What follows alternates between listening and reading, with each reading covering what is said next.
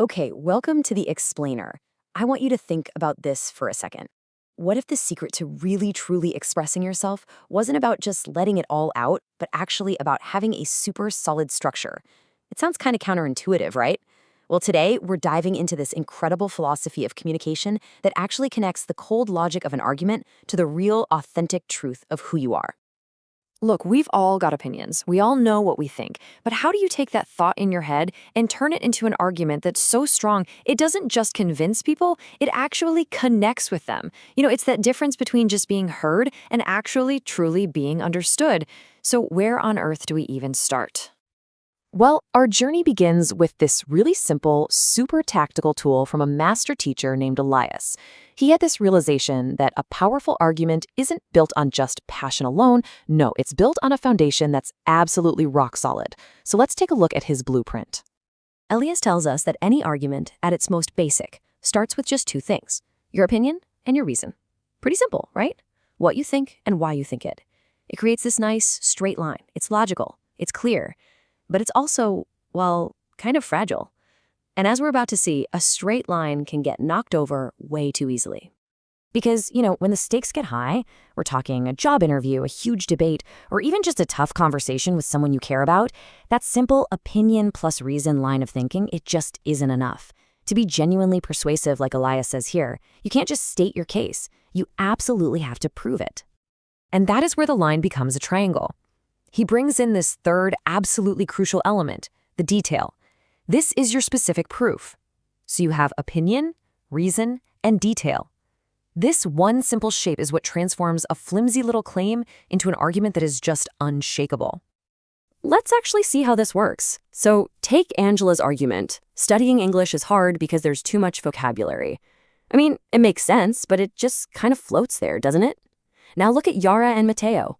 When Yara adds that little detail, that reading helped her forget her worries for a whole hour, or when Mateo says his cooking literally saves his family money, boom, those specific personal details anchor their arguments in reality. They're not just logical anymore, they're believable. You feel them. And Elias just ties this all together with the most perfect metaphor. He says an opinion by itself is just wind. It's formless. A reason is like a rope. It gives that wind some direction. But the detail? The detail is the anchor. It is the solid, tangible proof that stops your entire argument from just blowing away in the breeze. So, okay, we've got the structure, we have the triangle, but a correct argument can still feel, empty, right? This is where this whole lesson goes so much deeper. It's not just about building a logical case. It's about communicating something that actually matters. And this idea just comes roaring to life in a simple classroom debate over grammar. The question is it more correct to say, I study English, or I am studying English? For one student, Olga, it's all about the precise fact. For another, Angela, it's about telling a vivid, ongoing story. And you realize, wait a minute, this isn't just about grammar. This is a clash of worldviews. Pure accuracy versus a compelling narrative. Elias steps in to sort this out. And his insight here just changes everything. He explains that grammar isn't just a bunch of picky rules we have to memorize. No, it is the very architecture of our logic. So when an examiner hears a grammatical mistake, they're not just hearing a mistake in language. They're hearing a crack in the thought process underneath. So who was right, Olga or Angela? Well, the brilliant answer is they both were. Think of it this way. Grammar gives your ideas the bones, that essential structure. But your ideas are the muscles, giving that structure all its power and movement. One without the other is either a motionless skeleton or, just a formless blob. Okay, so this leads us to a dilemma that goes way beyond the classroom. We're talking about a fundamental choice about what communication is even for. And it's a choice that every single one of us makes every day, usually without even realizing it. So imagine this. You have to make a choice. Either you lose your speaking voice forever, or you get to keep your voice, but you can never ever tell even the tiniest white lie again. This whole scenario forces a massive collision between two things we need as humans, our deep need for self-expression and our need for social harmony. If you choose silence, you sacrifice all that spontaneous connection. Laughter, whispering secrets, a simple shout for help, it's all gone. Sure, your communication might become more intentional, more thoughtful, but it comes with this terrifying price of being trapped inside your own untold story. But what if you choose unfiltered truth? Well, then you sacrifice social harmony. All those little social lubricants, the white lies that spare people's feelings and just keep the peace, they're gone. Every single conversation becomes a potential minefield. You gain absolute clarity, sure, but at the very real cost of total chaos.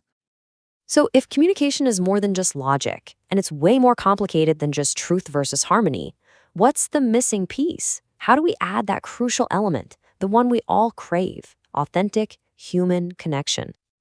The answer, and you're not going to believe this, starts with a pretty dry grammar lesson on possessives. But Elais reframes the whole thing. He shows his students that words like my, your, and his aren't just about ownership, they're about relationships. Suddenly the focus shifts from something like my book to Maria's brother. Language isn't just for stating facts, it's for showing connection. And that one simple shift, it changes everything. And a lesson really truly lands when a student named David uses it to share something real about himself. When he says their future is my responsibility, the word my is no longer just a piece of grammar. It's his entire motivation for even being in that classroom. It's his purpose. That is language with heart. Okay, so we've seen the need for structure, for logic, and for that essential human connection. Now Elais brings all of these threads together into one single elegant equation. This is the absolute core of his entire philosophy. And here it is. Language is rhythm plus truth. Rhythm, that's the structure. It's the grammar, the logic, the flow that lets your message be heard clearly. But without truth, without the authentic ideas, the personal substance, the real you, that rhythm is just empty noise. And on the flip side, truth without rhythm is just chaos. You gotta have both. One carries the other.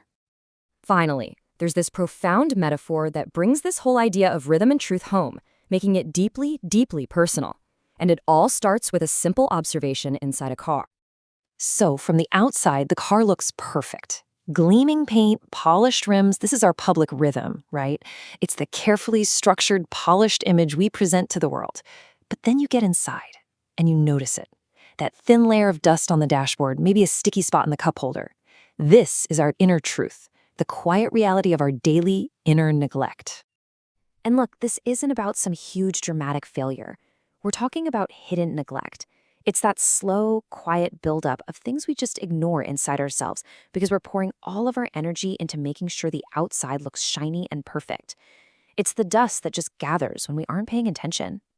So the final lesson here isn't about trying to achieve some kind of spotless, perfect life. It's that real peace, real contentment is found in the quiet, consistent practice of simply noticing the dust and gently wiping it away. It's about tending to our inner truth, one small restorative act at a time. Which really just leaves us with this question to think about. What's one dusty corner in your own life that you could choose to gently tend to today?